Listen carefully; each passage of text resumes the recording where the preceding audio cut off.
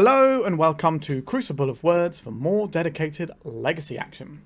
A while back, whilst Grief was still legal, I played a Necrodominance sort of mid-rangey sort of deck, and I went through all the reasons why I built it the way I did and why we're not using the Grief package and stuff, because obviously Grief doesn't work super well with Necrodominance, stuff like that. And now Grief is banned, it's time to revisit this deck, because a lot of the comments I had was, why aren't you just playing Grief? That deck is better. And, you know, probably the MONOBLACK scam deck was a bit better than this, but that deck doesn't exist anymore. So let's go and have a look at how this deck performs in the current meta, now that we don't have Grief to worry about. I made a couple of little changes, but the basic gist is, we are playing a sort of fair black deck, and we're trying to keep our opponent fair, using a combination of things like Thoughtseize and Vexing Bauble, a little bit of hand softening with the Hymn to Tourach 2, and we'll be just playing good, old-fashioned creatures here, and like trying to win in something that's kind of fair until we start reloading in a massive way with Necrodominance. We've got Emperor of Bones, which is a powerful creature that a few people slept on a little bit, and I think people are now beginning to realise that this is the real deal. This card is really strong, you get to reanimate some stuff, you have a creature that can threaten a lot of damage, as well as threatening some good utility, and because you can choose when you put the counters on, the threat is always there, and that just implied threat gives you a lot of power as well. Then we have Orcish Bowmasters, an absolute staple, everyone knows this card, it's great. We've got Barrowgoyf here because we want some life gain to make our Necrodominance work. This card has impressed me a fair bit. It can crash into most board states and come out on top. And that's a powerful thing to have in the format right now, especially when we have a little Psychic Frog, which usually invalidates combat, but having a big Death Touch lifelinker is something they can't just hold back and block with. Also, this is a card advantage engine because when it deals combat damage, you mill some cards and get a creature back, and this works even under something like a Leyline 2. Then we have Exsanguinator Cavalry. This is the card that I'm least excited about in this whole list, but it makes sense given what we're trying to do. So a 2-3 lifelinker, it does die to Lightning Bolt until it gets to deal damage, but Lightning Bolt is not really high stocks at the moment because the game object everyone cares about is Psychic Frog, and Lightning Bolt does nothing to that card. So people aren't really so high on that right now. And some people have been cutting Lightning Bolts, you see sometimes 2 in some deck lists I've seen recently. So maybe we're alright by playing a 2-3 here. What this does is it gives us life, so we can draw more cards in Necrodominance. It also gives us blood tokens, which we can then use to cycle through the cards we've drawn from Necrodominance if they're not good. So that's kind of the plan there. We have Sheoldred, absolute powerhouse, can just completely turn games. This is going to be great with our Necrodominance. We can draw a bunch of cards and just gain life doing it, which is very nice. So this gains us life back that we can then put into Necrodominance. It's also just a really powerful game object to have hanging around. We've got a pretty good suite of removal. I've changed up the removal a little bit, so we've trimmed on one Necrodominance because we don't want to be getting flooded and drawing multiple of them. And I found that our creatures were just good enough to win the game anyway, and we weren't having to do the whole Necrodominance thing that often. So I trimmed one copy of Necrodominance to allow for a 4th Fatal Push because, like I said, Psychic Frog is everywhere. We've got a couple of Surveil lands, a bunch of swamps, which makes our mana base really nice and secure. A lot of people are trying to fight against things like Eldrazi and stuff using Blood Moon style effects and that sort of jazz, or back to basics, so we can kind of just ignore that as well. And then we've got some Wastelands to smash up some of our opponent's lands and set them off balance a little bit. If we're drawing an extra bunch of cards with a Necrodominance, throwing off the odd Wasteland on here is going to be really powerful. Sideboard-wise, it's quite a short one here. We've got a little bit more hand disruption for some of the combo matchups. Opposition Agent, which is very good against certain combo matchups like Doomsday and stuff like that. We've got some Graveyard Hate and Faerie Macabre that can also become a threat. This could be something else, but we're going to rely on having some of these, because I know a lot of people are still messing around with various Entomb shells at the moment.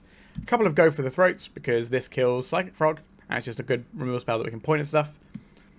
And we've got Powder Keg.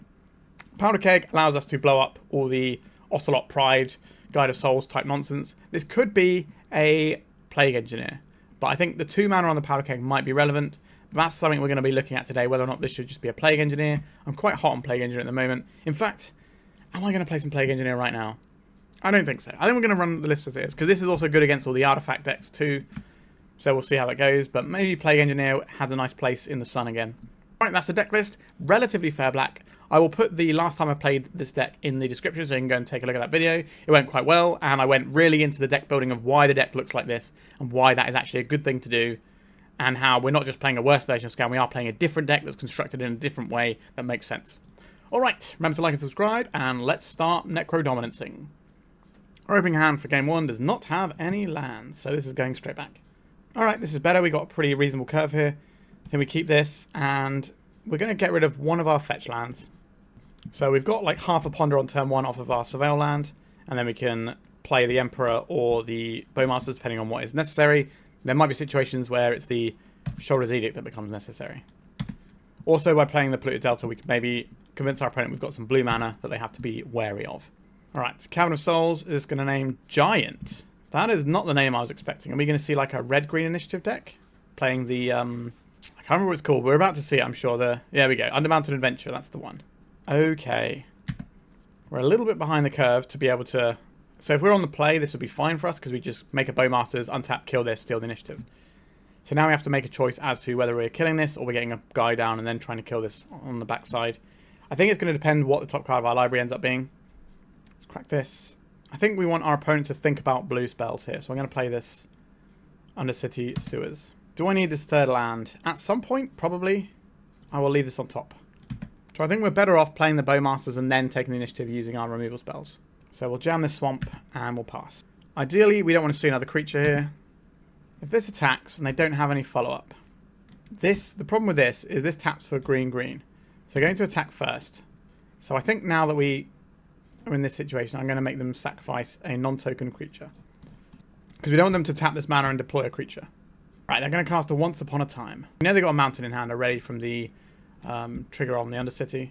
It's going to be a bit slower in terms of getting the initiative off our opponent. Mages of the Moon, we don't care about that one. Is that something they can deploy this turn? Unlikely. Not impossible, though. An Ancient Tomb. A Simian Spirit Guide. Okay, so they are going to deploy the Magus of the Moon. That is A-okay with me. That might hurt our opponent's ability to develop further. We have plenty of black mana, like I said earlier on. We're just going to hold up this Bowmasters. We can block and take this Magus of the Moon out. This 5 life is irrelevant to us right now. So there is a question about how much I want this Magus of the Moon out of play, because this is stopping our opponent having 4 mana. Alright, they didn't even attack. That's good news for us. Let's fire in the Bowmaster. Alright, I like getting this Emperor down. We can get rid of this Undermountain Adventure at the beginning of combat. Alright, our opponent's scooping, so we can now crack the Emperor Bones whenever we want to get the Undermountain Adventure out. I don't think Initiative is a great deck at the moment, if I'm being perfectly honest with you. I don't think it's been good for a while. So, cards I like here. The Go for the Throats are the big ones. These are a really handy tool that we have at our disposal. The Vexing Bauble. It will stop Moxes, it will stop Lotus Petals, but that's about it. Our opponent's probably got 8 Spirit Guides, so I'm not convinced this Vexing Bauble is doing very much, unless it's going to be hitting a Fury. Then it might do something. So I think we can take these out, and then we can just have the Hymns alongside the Go for the Throats, and just deplete our opponent's resources, because they're going to be trying to do like one big play, and then try and ride that for the rest of the game, and we can just shut that down. I would really like a second land with this hand. If the turn 1 Thoughtseize is enough to poke a hole, if we don't draw a second land, our hand does nothing. I think we do have to mulligan this one. Let's just play some sensible Magic the Gathering. So we have a very similar hand to last time. I think we'll get rid of one of these Bowmasters. So this time now we've seen the Magus. We want to keep our hands... Oh, I clicked the wrong button. Okay. Oh dear, oh dear. Alright. So we'll keep this. We'll get rid of this Shadowy Backstreet. And probably the second Bowmasters now. I wanted to keep that previous hand. It's not the first time I clicked the wrong button there, that's for sure. And I doubt it will be the last. But like I was going to say, with the previous hand I wanted to play the Verdant Catacombs. Alright, so they're playing a Vexing Bauble, which does nothing against our deck. Because the Verdant Catacombs can get us a swamp to play around the Blood Moon. Right, our opponent mulliganed quite heavily as well. Let's have a peek. Caves of Chaos Adventurer, Undermountain Adventurer. So this is naming human. So this is what they're relying on green mana wise. If we take the Elvish Spirit Guide, they probably can't play a creature next turn. It's less likely. However, we could just take the... Whichever one of these we take, they will get to play the other one next turn. Take this, they might not get to make a play for a turn. I think I would like to stop our opponent making a play for a turn, so we're going to go for the Spirit Guide here. I wouldn't fault somebody for taking one of the threats and just cleaning up the other threat. But if we can get our creature down before our opponent does, then this game is over. Alright, looks like the game is pretty good for us here. So they can introduce the initiative to the game. We can play a Bowmaster, untap, kill their guy, attack with one creature, and then we're just laughing at that point. It looks like they're going for the Undermountain Adventure. This gives them more mana down the line, because they can tap this. It's also got a bigger backside so it can block more effectively. He's got 3 cards in hand. They can't cast anything for 0 mana. So we're just going to do the classic play. Ping you. Marsh Flats is fine here. Each opponent sacrifices a non-token creature. I'm worried about haste, potentially. But we have this Ancient Tomb as well. So the things they could have with haste would be the Broadside Bombardiers, which we're not blocking anyway. So we may as well get the 2, because it has Menace, so we're not going to be able to block that. So we're just going to go and get the initiative now. Get ourselves one of these beautiful swamps. And we can happily use this Marsh Flats to surveil because we don't care about having a 3rd black source because we already have a 3rd black source. Yep, so here is the Caves of Chaos Adventurer. They can make that larger. They get the initiative back here. We can get this back off of our opponent by attacking with our 2 creatures though. Alright, they're going for scrying. And there's that mountain. Oh, I pressed the wrong button again. Whoop-de-doo. I'm supposed to surveil at end step there. Does this matter to me? I can take our opponent off of green so they never get to cast something.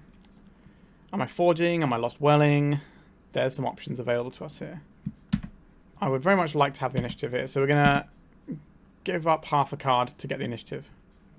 And we're going to go into the Lost Well here. These can both go on the bottom. And then we can deploy... We can either waste them off of some amount of mana.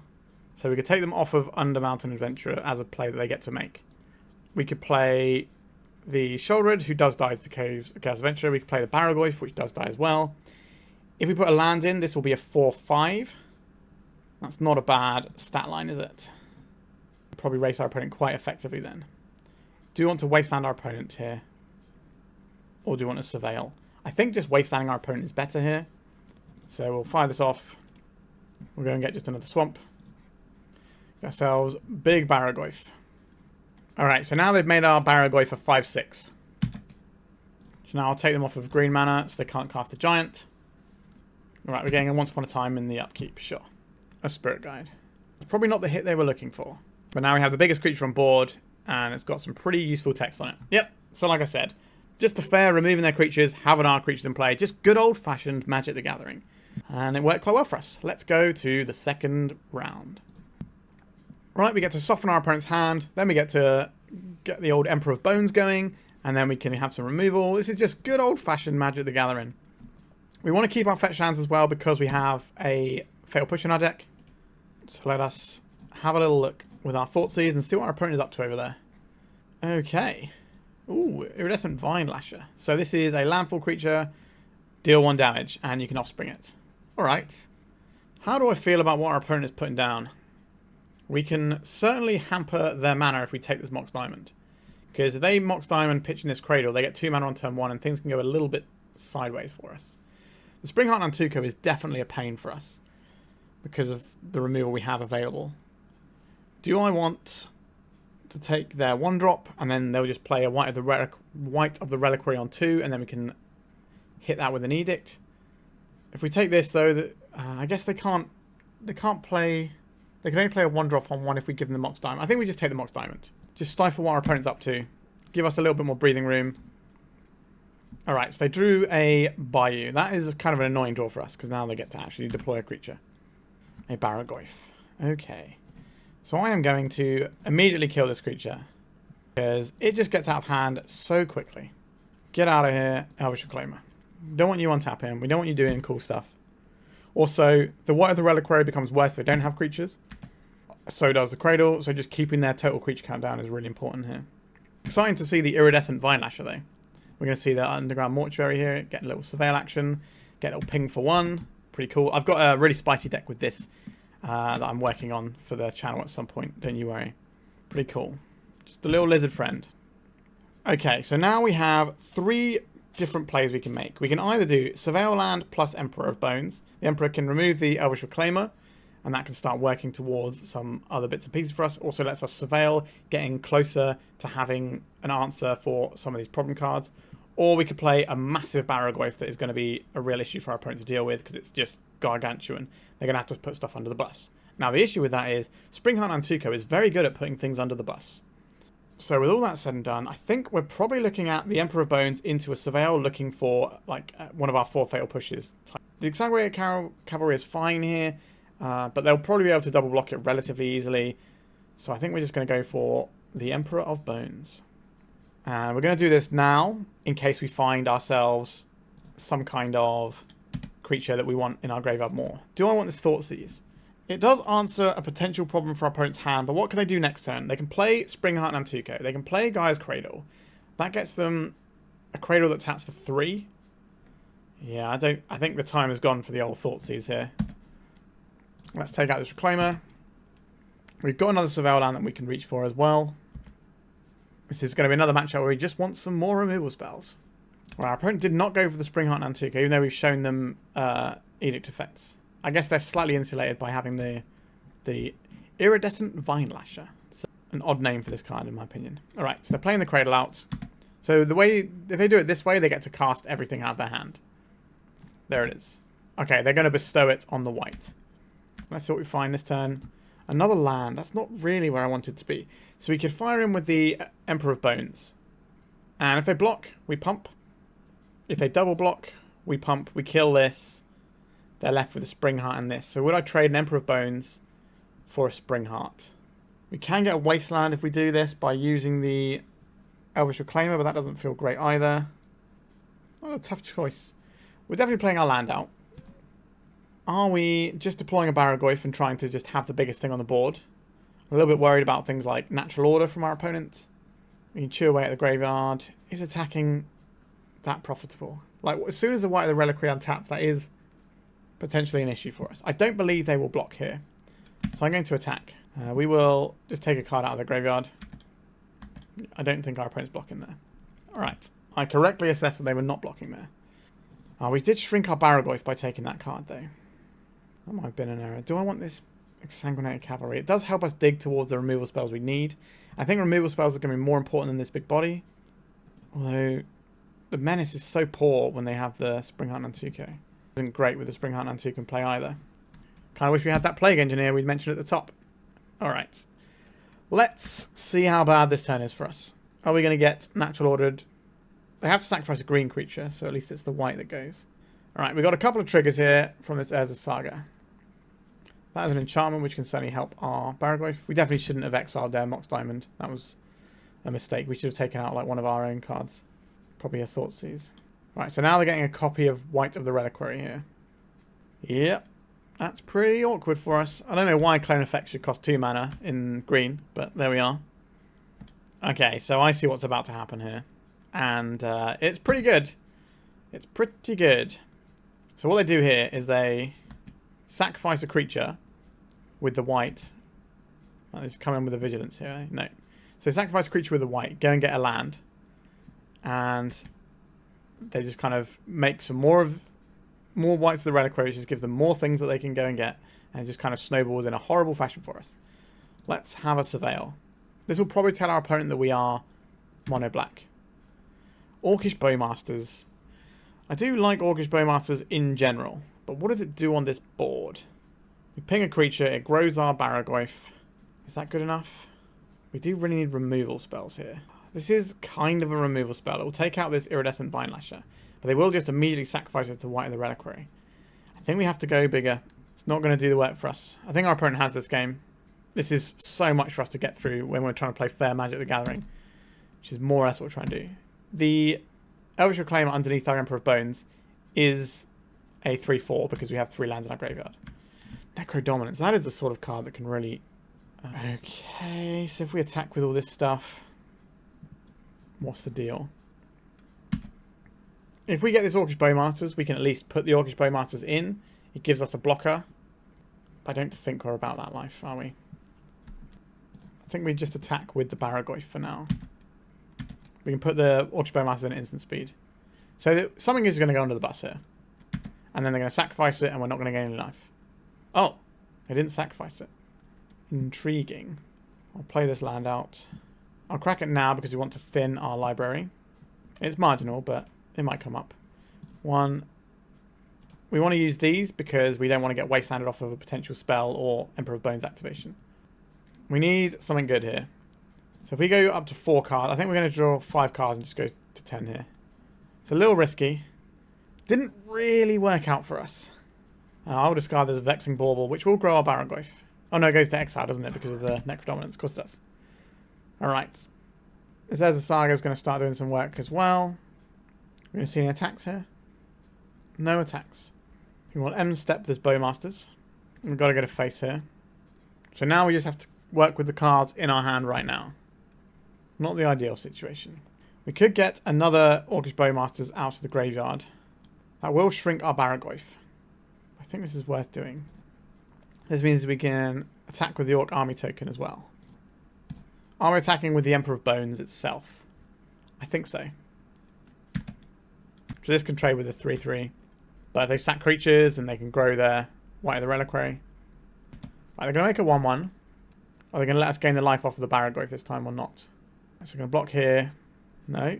Change their mind. I'm going to block the Barrowgoyf. This feels like a sack so we don't gain any life. Which then finds them more problematic cards for us to deal with. This is exactly the sort of game that the Cradle Control decks want to play. Nope, they've taken back that block. Going with something else. Now they can just go and get Dryad Arbors and go wild here, right? I'm going to search their library for a card. So they get Dryad Arbor. They then copy the White of the Reliquary. They ping us for 2.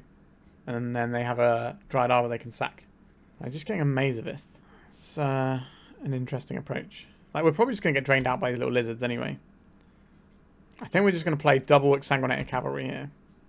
Rather than pumping this Emperor. Get some life. And get some cards. Question is, how many cards are we drawing? So 1, 2, 3. So this is 2, 4, 6 that they can ping us for next turn. So if we draw any cards, our opponent might be able to kill us. But they can attack with everything. I think we're just dead here, right? We need our opponent to make a mistake. Let's just draw a little Ancestral Recall. So if our opponent's got anything reasonable off of this Ezra Saga, it's probably curtains for us. But that's fine. We've got some stuff to help in the sideboard. The Powder Keg looks okay here. The removal spells obviously look great. They can't kill construct tokens, but that's not really what we're about. The opposition agent looks great here. Okay, so going to Lava Spur boots up something. Okay, if they can win this game now if they want to. They sacrifice this token. Yeah, this is a really cool deck, by the way. I'm enjoying this quite a lot, even though we are getting absolutely ruined. Cradle Control decks, they just keep innovating. This goes and finds them the Dryad Arbor. So this pings us for a bunch, and then they can just rinse and repeat and do this a couple more times. And that's fine. We don't need to let them play this out. Might as well value our clock and your lovely people's time watching this. So, Opposition Agent is exceptional here. And Go for the Throat is a very good card. I like this sort of stuff. How much do I like having access to Vexing Bauble? Not at all. So that gets out there straight away. And then we're looking at what sort of cards are we trying to remove here. We're trying to grind our opponent to dust. So I'm more inclined to have hymns than I am to have Thoughtseizes. So we could just take out these Thoughtseizes and just have a whole bunch of hymns and just say, we're going to answer all the things you do. And I said we want the Powder Kegs as well, didn't I? Maybe we don't get to run these hymns. We only get to run 2 of them and have a couple of Powder Kegs. Because the Powder Kegs can blow up a bunch of tokens. And that's going to be quite handy for us. Alright, one of the best cards in the matchup. A useful card in the matchup. I will keep this. And we'll probably begin on this land to try and surveil our way to the 3rd land. We don't need to crack this immediately. We can wait till our opponent's turn. We don't want to just randomly walk into a wasteland. Please play an X1 creature. It's unlikely considering the 2 creatures they've shown us are both 1/2s on the front side. There it is. Would have liked a bit more removal here. Alright, Shadowy Backstreet. You are not what we need. Away Barrowgoyf. Let's draw another Marsh Flats. Okay. I think we are better off having an Orcish Bowmasters available than we are having the Surveil land, because we already have the 3rd land and what we want is the opposition agent. A White of the Reliquary. Sure. Is our opponent going to attack into a Bowmasters? They've already seen Bowmasters from us. They shouldn't be attacking here. Our opponent agrees. I think it's still worth getting the body in play, though. Because this kind of forces our opponent's hand to try and do something, and then we can just blow them out with the opposition agent. There's 2 schools of thoughts here. That you either play the opposition agent straight up, or you try and catch them out with it. Which one are we going to go for? The higher play is just to catch them out with it. But they have 2 options here. And then we're just going to jam. That shuts down a lot of our opponent's ability to do the thing that their deck does. So both of these permanents in play right now are just vanilla creatures for the most part. Right, Wasteland. Sure, you can hit our Shadowy Backstreet. That's fine. So now they've got a 3/4 creature. So they're probably going to start rumbling with it. We can happily take this 3. Life from the Loam. Okay, 2 fetch lands that don't do anything, and a Wasteland that doesn't do anything either. I'm okay with that one. Am I playing the Goyf here? I think I am. It does risk our opponent killing our opposition agent and having shields down, but it gives us a really relevant game object that can just sit in there, stop our opponent from attacking, and then we can start turning it sideways and doing some good stuff. We just need our opponent not to kill our opposition agent and unlock all their stuff this turn. Now, if they do kill our opposition agent, it doesn't necessarily mean they're going to be able to like fully go for it this turn, because they're going to spend some resources to kill our opposition agent. They don't get any free removal like Snuff out here. Maze of Ith. I see. That's certainly an irritating one that we're going to have to work our way through. Or are we? What do we attack with here? We're going to telegraph an Orcish Bowmasters to our opponent here. This could be a fun little bluff. Or it might not be. We'll see. They just want us to damage them that way. I'll just do one. I'd rather get this other opposition agent in. Just really clamp down on what our opponent's doing, and then we can just spiral the game out of control with Necrodominance and Sheoldred. There's a Wasteland. Basic mana base is strong. Iridescent Vine Lasher. Okay. I will kill this guy as soon as we are given the chance. Say no to Vine Lashers in your area.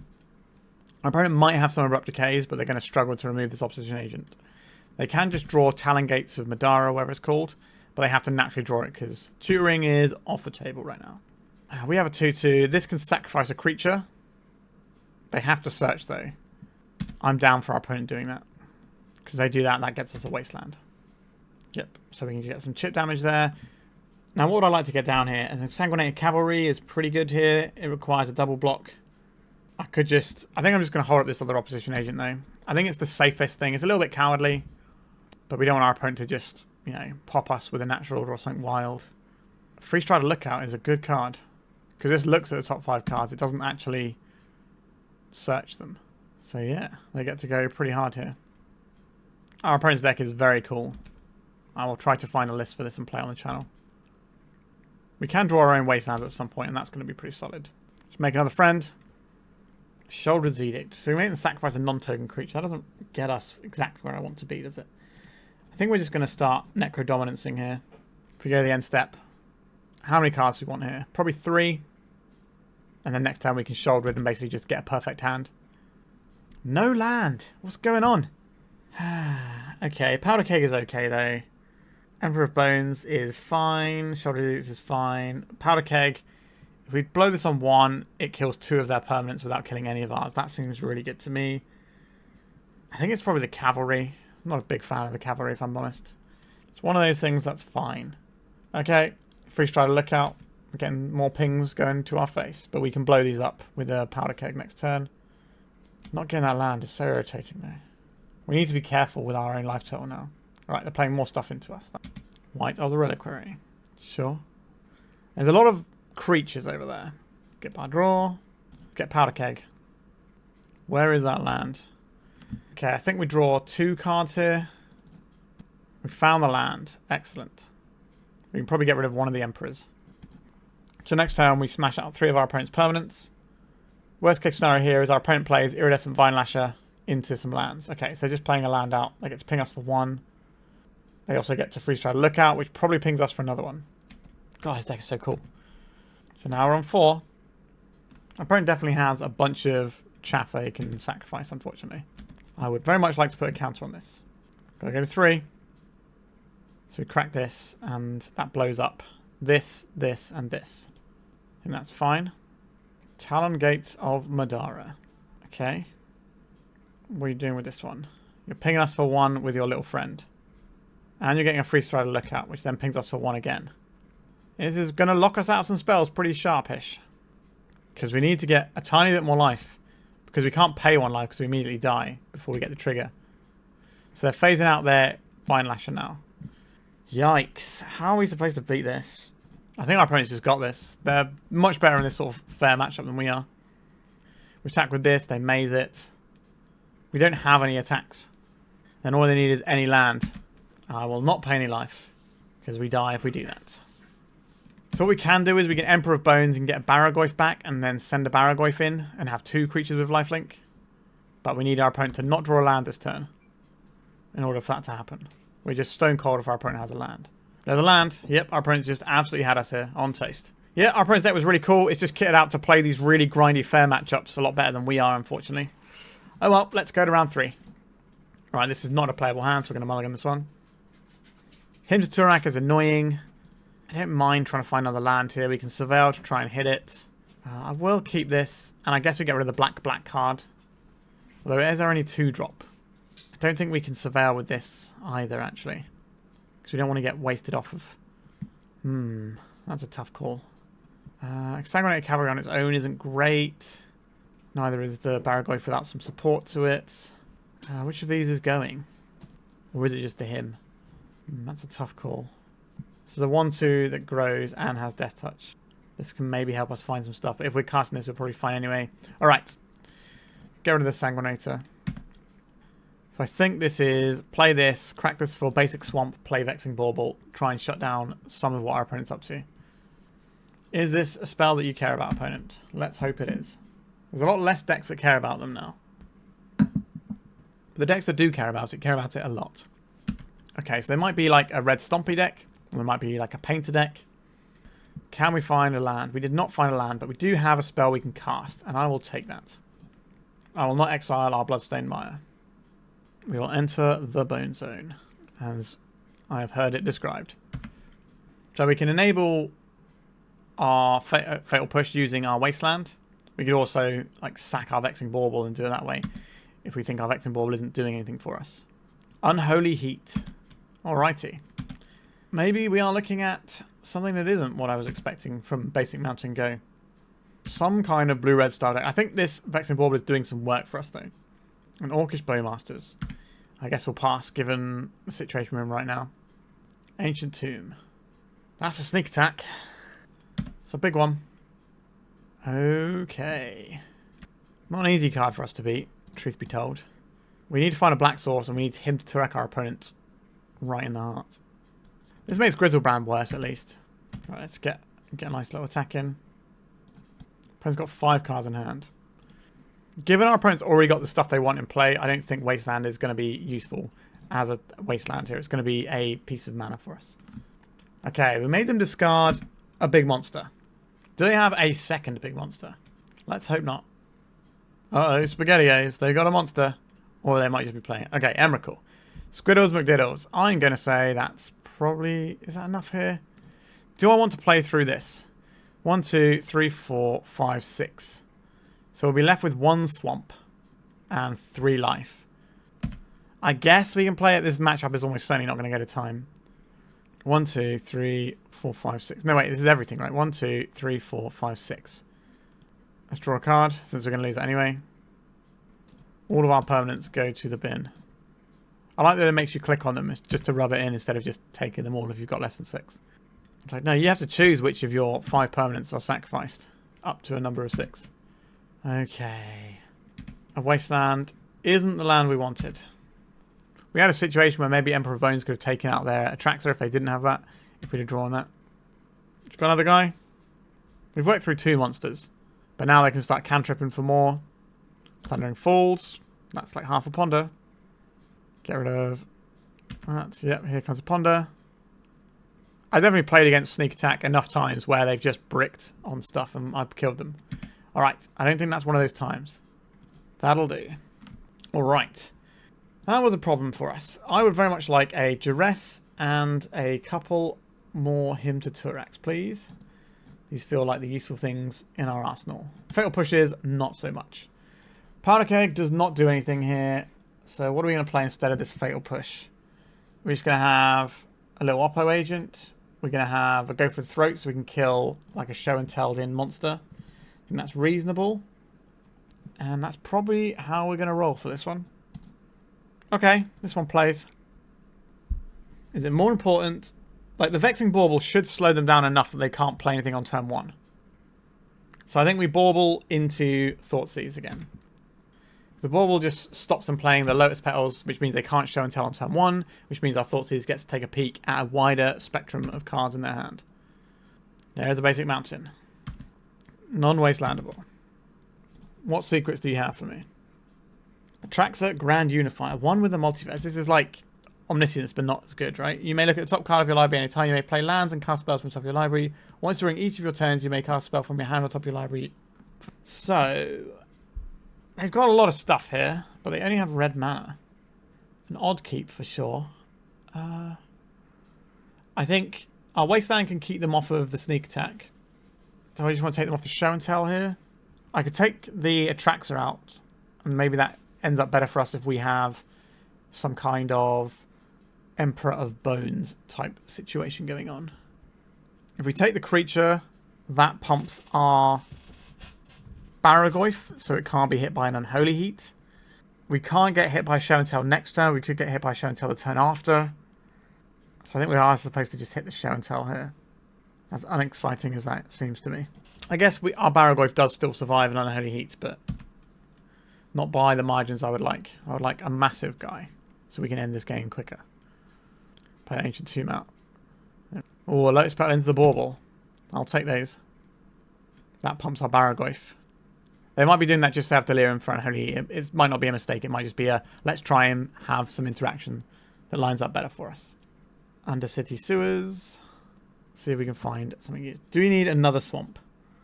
It depends if we're playing the Wasteland right now. I think we are playing the Wasteland right now, aren't we? Because once we hit this Ancient Tomb, our opponent is not going to be sneak attacking anytime soon. Goodbye, Ancient Tomb. We don't have any like interesting plays right now. We could crack the Vexing Bauble, but it's pretty good against like Omniscience and one with the multiverse type shenanigans. Alright, our opponent's had enough of that. I don't blame them. But now they get to be on the play. Their deck looks like it might be trying to turbo things out a little bit more. We can't really adjust anything here, so there is a potential that our opponent is running Intuition, in which case Opposition Agent becomes pretty cool. Is that better than some of our other options? Is it better than Go for the Throat? Probably. Is it better than Exsanguinator Cavalry?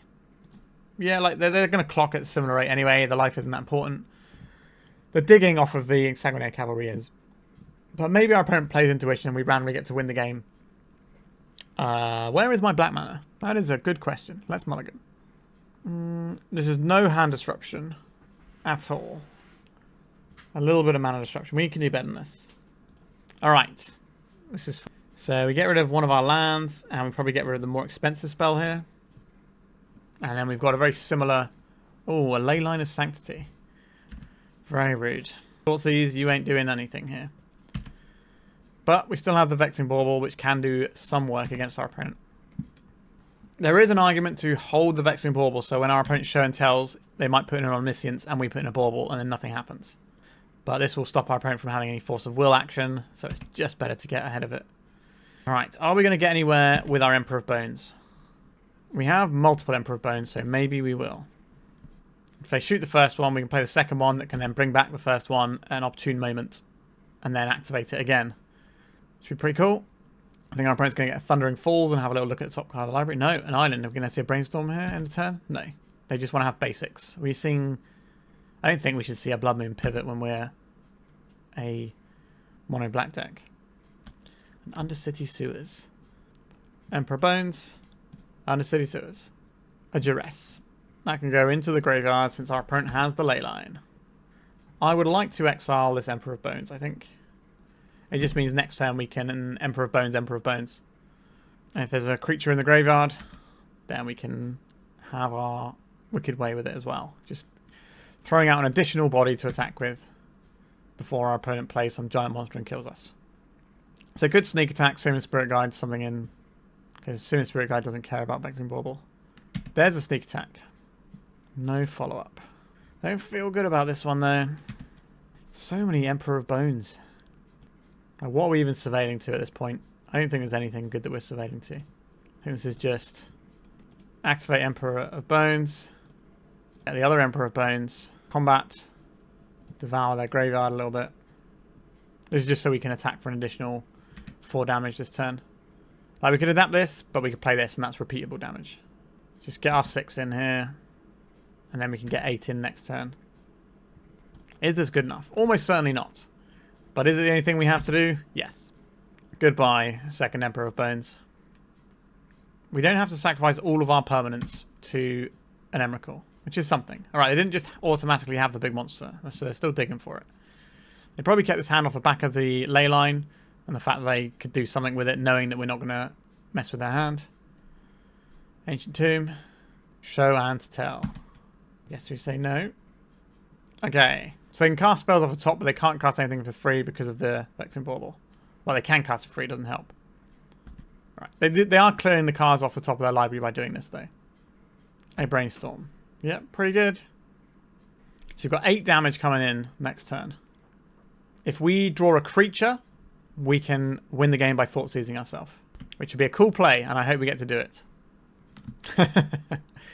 Oh dear, oh dear. I can't afford to crack this bauble, even if that means our opponent gets to do what they need to do here. Right, we'll get rid of the Show and Tell, get rid of Brainstorm. Eat well, my Emperors. So over 2 10 o'clock anyway, but if we'd have drawn basically any creature in our deck, we could have Thoughtseized ourselves, put it in the graveyard, Emperor of Bonesed it, adapted it. Oh dear. Not a fan of what this is looking like. And Atraxa to block. That's a bit rude. They're going to block the big one or the small one. Let's see what they've dug up here as well. There is an Emrakul over there. And an Atraxa. So they can put them both in next turn and kill us. Yeah, that'll do. I'm no match for a million giant monsters. Alright, a tough one. Let's go to the 4th round. We are currently 1 and 2. We have to mulligan this one because we don't have any black mana. Yeah, this one's fine. We do have to make a choice on turn 2 whether we're going to be playing a threat or we're going to be playing a Hymn to Tourach. But hopefully turn 1 will make that decision for us. I think I'm inclined to get rid of the Exsanguinator Cavalry again. A Bayou. It doesn't really give us the most amount of information about what we're supposed to do here. We'll play out a fetch land. We can go and get a Surveil land, have a little bit more information and access to better choices. Our opponent could be anything from Storm Combo Deck to Cradle Control. Foulmire. Our opponent might be up to no good over there. Not a big fan of seeing the old Veil of Summer. Are we just getting bodied right now? Maybe we are. There is an Echo of Eons. Okay. It's like a good matchup for Vexing Bauble at least. You can see a Dark Ritual. We are seeing a Dark Ritual. And another one. We can see Bowmaster's Wheel. Could be. Wishclaw Talisman. Alright, they're going to activate the Talisman. I believe our opponent probably has a deterministic line here. Would seem likely. So things we're going to want in this matchup would be like Opposition Agent and more hand disruption. Beseech the Mirror. They can just go and get Gaia's Will here. Oh, they discarded Beseech the Mirror. And they're just going to cast an Echo again. Sure. I've played enough decks like this where I've gone through 2 or 3 Echo Eons and then ended up not being able to kill my opponent in Tomb. Hopefully, for our sake, that happens here for our opponent. That's all we got. Song of Creation, yep. I've drawn so many cards. Our hand is very bad now. We have a Wishclaw Talisman, which can certainly help. A Mox. Don't have a lot of artifacts for Metalcraft, so this might not be doing anything. We haven't seen any like Lotus Petals yet, have we? They must be running them though. You can't run Mox Opal Lines I Die without Lotus Petals in there. Chrome Mox. I'm printing one of the double-faced lands. There's that Ritual. What you got for me? You're going to Burning Wish. You're going to Wishclaw. Go and get Tendrils. That works too. Besage you on our Verdant Catacombs. That is a choice. And they're scooping it up. Their combo didn't go anywhere. I think it's a little bit of a premature scoop because we have just been like windmilled a whole bunch of times and don't have anything we want in our hand. But that is why I didn't scoop that one up. Okay. Let's have these things and we'll get rid of some removal spells. That's a clean 60. Do we want to play Powder Kegs? I don't believe we do. We can blow up a bunch of our opponent's artifacts after the fact. But we're hoping to just Vexing Bauble them away. I guess we could just trim a couple here, but is that where I want to be? I guess we'll have a couple of cavalry outs. Like if our opponent plays out the stuff, then we can just grab it. Let's just submit and try like this. Alright, Vexing Bauble is the exact sort of card that I want to have in my opening hand. We can curve out, stop some tutors using our opposition agent as well. Can slowly nip away at the graveyard, but this seems acceptable. We can attack their hand as well. Sorry, not the hand, their land. They are on the play, but they didn't turn one us last time. Alright, Vexing Bauble is better here than the Thoughtseize. Our opponent could just veil that. But next turn we can Wasteland whatever mana they have and then Thoughtseize them if they don't cast the veil. Yeah, like this. So we can Wasteland the bio, they'll float a green, and then we can go to the second main phase and just have our way with them. And Entomb. Okay. Is this going to be the Echo? It is. Alright, let's take a little peek now they don't have any green mana. They did have the Veil of Summer there. Being able to Thoughtseize opponent's lands feels pretty great, doesn't it? That does feel pretty great. That feels like the sort of gross thing that I want to do. I feel our opponent's having a bad time over there. They might scoop when we take out their Echo Beyonds with our Emperor of Bones, to be honest. Yeah. I said they might do. We just kind of had it all then. But that's why we've got these tools. The fact that our opponent did manage to combo game one is very fortunate for us. But we do have some excellent tools. We've got a nice hand disruption, and we've also got a little bit of mana disruption, like all the things you want really, and the Vexing Bauble is a good example of why we're running it here. Alright, let's go to the final round. We're 2-2. Let's see if we can put the positive on the board. On the play, we've got a removal spell. We've got all the lands in the world. I think I would rather have some more spells here. I'm not a big fan of the Necro here. I think we'd probably keep this and send back the Necro. Maybe we just play the classic, oh, you don't have any lands game, and we win. Many a game of Legacy has come down to 2 Wastelands just being good enough. Ancient Tomb. Grim Monolith. Yikes. Okay. So, I think this is Thoughtseize our opponent, and then try and Wasteland them into the dirt. Mystic Forge, Paradox Engine, and some blanks. It's good. It is good. If we take the Mystic Forge is the card advantage engine, so I think we have to shut that down. And I think this means we are Wastelanding our opponent here. Are they going to want to play out... They can play out City of Traitors and Paradox Engine here. That's pretty reasonable. Oh, they drew another Mystic Forge. That's not very reasonable. Yikes. What are we going to do with that 1 mana? Anything? Nothing. Okay, are we trying to clock our opponent here? We're going to be Wastelanding them. Wasteland them here, they're kind of not on anything for a little bit. And maybe the Mystic Forge doesn't get them there. Not a big fan of this. But I do think it is the best shot we have. It is also going to be very slow with this Undercity Sewers if we don't draw another land. Our opponent has basically 2 draws a turn, or 2 looks a turn because of the Mystic Forge. But a lot of the things that they're drawing don't do anything. You can go into the graveyard Barrowgoyf. You can get put under the Emperor at some point and let us attack for more. Alright, top card wasn't a land, it was a Voltaic Key. It's a bit like a land sometimes. They found a Lotus Petal. A Voltaic Key.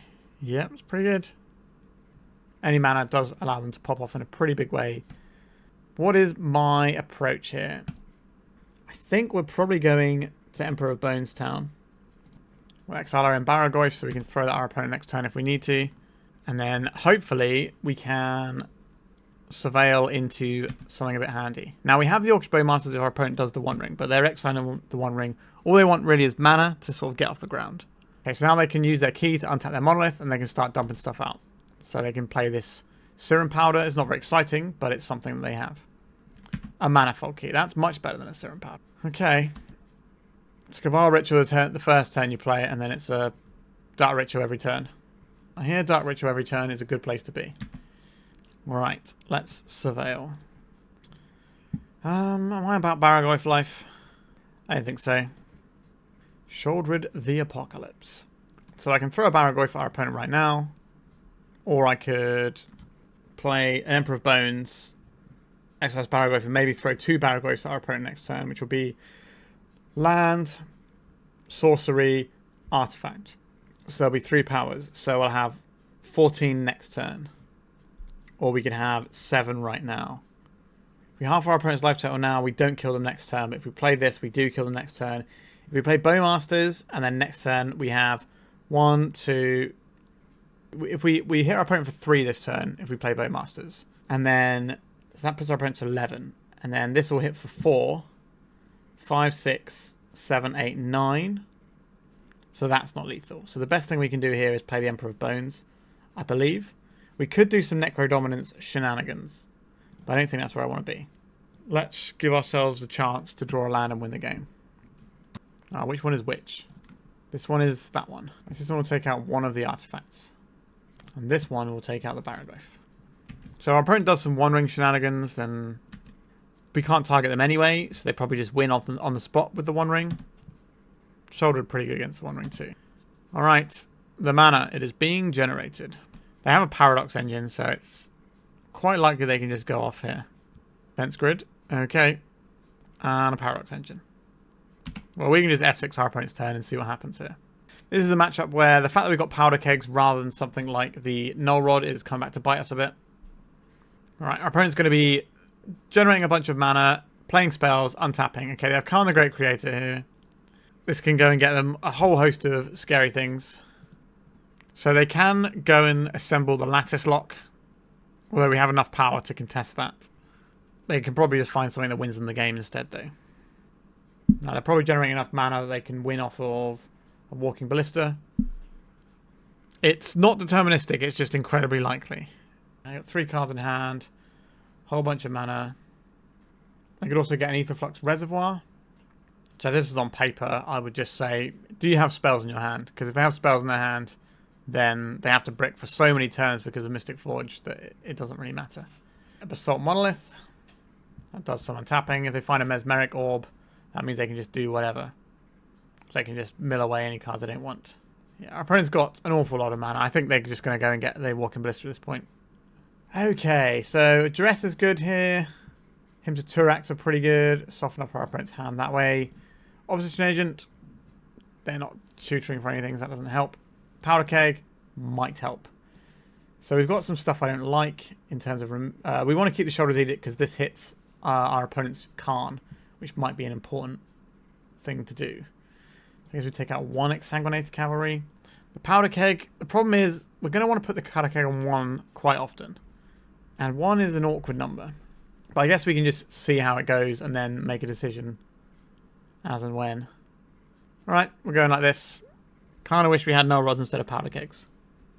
Powder Kegs are obviously better versus the Cradle Control matchup, but they still don't really get us there. But if we had some Null Rods and some Plague Engineers, then I think our sideboard looks a little bit better. Thoughtseize into Orcish Bowmasters is acceptable. Quite often they have a hand that has like 1 payoff in. If we can strip that 1 payoff, then we might be okay. We've also got a Wasteland that can disrupt our opponent a little bit. Defense grid, yes, like I said, 1 payoff. Goodbye, Khan the Great Creator. So they can Ancient Tomb out a bunch of keys. They might go for defense grid first. That's fair enough.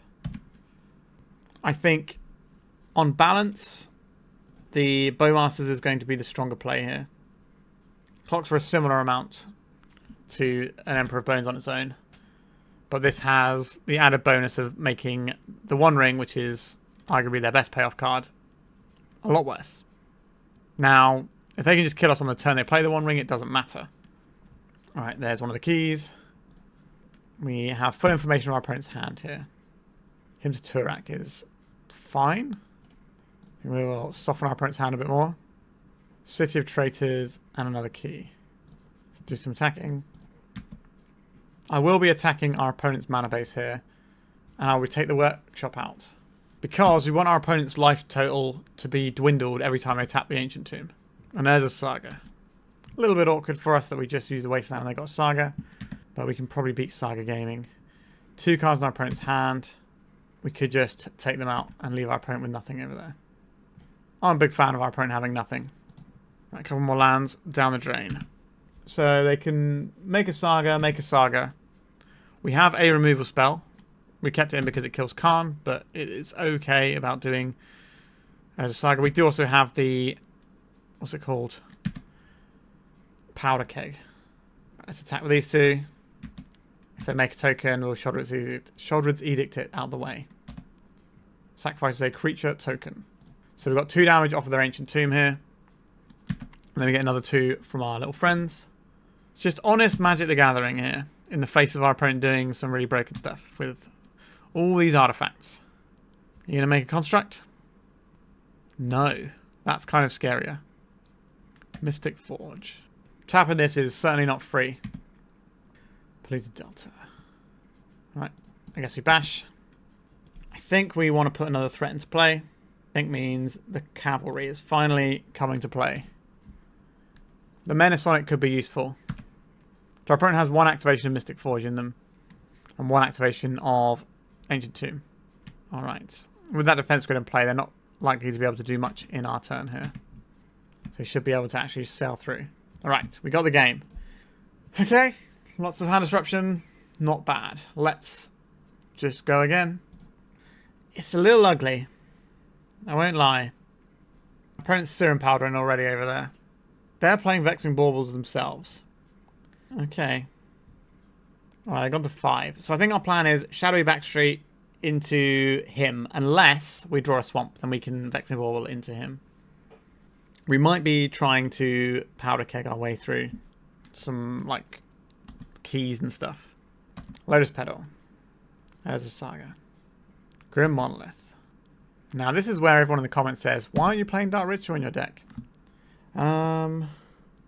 Right, I think we'll play this Vexing Bauble. It's unlikely to do that much, but it might stop a Lotus Petal or a Mox or something. The One Ring. That's pretty good. We don't get to him our opponent now. We don't have a threat to deploy yet either. Yikes. If we can draw Bowmasters, we might be okay. Bowmasters. Emperor of Bones. You are a threat. I did ask for a threat, and that's what has been delivered. I think this is better than doing Powder Keg. We need to now try and pressure our opponent's life total. Now, they're going to be drawing a bunch of cards due to the key they're going to get out of their Urza Saga. So I think the chances of us winning this game is probably around the sort of 5 to 10% mark. Because untapping One Ring's not a very fair thing to do. Interesting to tap the One Ring before getting the Urza Saga. Like, they've got loads of keys. They're always going to find something. It's just they're going to take a key out of their deck. Right, they're not untapping the One Ring yet. Alright, now they are going to untap the One Ring.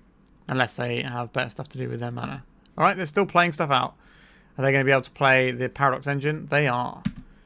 If they play any spell here, we lose the game.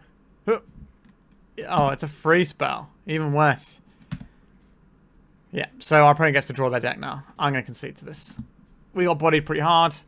I think we need to readjust the sideboard on this deck. So let's talk about this one. We went 2-3. And with different sideboarding, some of which I actually mentioned at the very top of the video, I think this deck goes a lot better. So I think Null Rod is just better than Powder Keg. They obviously do very different things. But I think the problem is more these like Karn Forge decks with like the Glaring Fleshraker and all that sort of jazz. I think that is more of a problem right now than, you know, your 8-cast style decks. Now that might change. The format is in a little bit of flux right now. But I think we could have a few Null Rods in there. And that would also help with our combo matchup. And we could maybe bin off this Duress. And then that gives us room for at least 1 Plague Engineer. And I wouldn't mind having a 2nd Plague Engineer. Perhaps we don't need all of these hymns. Although it's nice to have a plan of lots of hand disruption. As for the deck, I actually like this deck less now than I did when Grief was legal and we weren't playing it anyway. Which is a weird thing to say. Because the format right now, obviously everyone is just like aware that Psychic Frog is the best thing you can do in Legacy. It's not exactly a difficult thing to decide upon based on the fact that it was like 66% of the last Showcase Challenge when Grief was only like 25%. So that shows you the sort of level we're dealing with here. However, people are trying new stuff out because Grief is gone. Some of the stuff that Scam was like predating on gets a little bit of leeway, a little bit of wiggle room. Maybe it can come back in and do some stuff. Which means the format's a bit wider. And the way our deck's constructed isn't, you know, we're kind of playing fairish Magic the Gathering, but all of our components, if you go back and watch that video that I've linked in the description, you can see that they all had their purpose and their roles to play. And that's just not as good when the format's a bit wider because what roles do you actually need all the time, etc., etc. Having a wide open format with some relatively narrowish cards times. Like, you know, our creatures are just, you know, reasonable creatures that turn sideways, but we're playing them for additional effects. You know, we want this Graveyard Hate, and Graveyard Hate is now a bit worse than it was. You know, Orcish Bowmasters, people drawing lots of cards, stuff like that. Blue decks, being Ascendancy, you want to have that. But obviously we played against a bunch of stuff that weren't really impacted by Bowmasters that much. Vexing Bauble obviously gets a lot worse when people aren't trying to scan you on turn 1. So there's a lot of things where the meta has changed since we played this last time.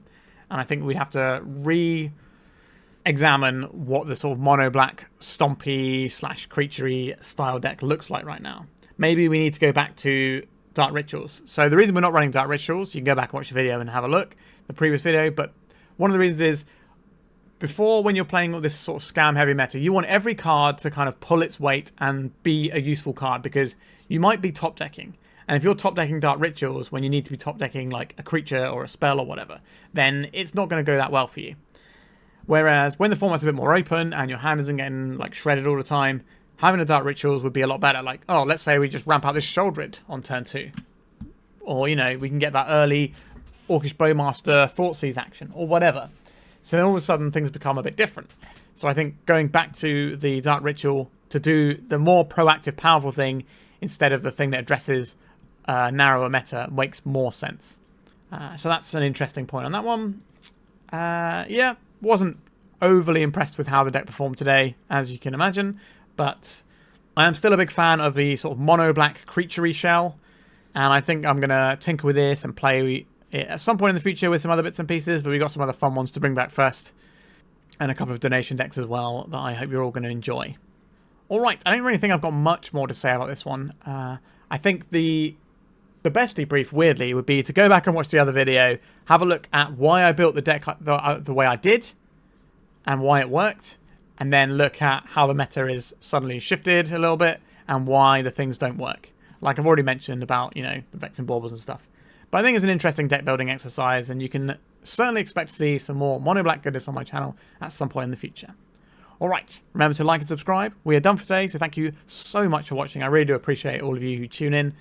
It means the world to me that you love a bit of Legacy, and hopefully you will be getting a lot more people tuning in now that Legacy's had a little bit of a shake-up with a banning. Alright, thanks for watching, and goodbye. If you'd like to support me in the channel, please check out my Patreon. It has a free guide to budget turbo depths, as well as 3 tiers of support. A low-cost one that enters you into my monthly raffle for a free donation deck on the channel, a mid-tier subscription that gives you access to my detailed turbo depths guide that is updated every month, as well as regular articles, and lastly, the higher tier gives you all of the above, as well as a monthly donation deck for my channel. If you're interested in supporting the channel this way, please check out the link in the description.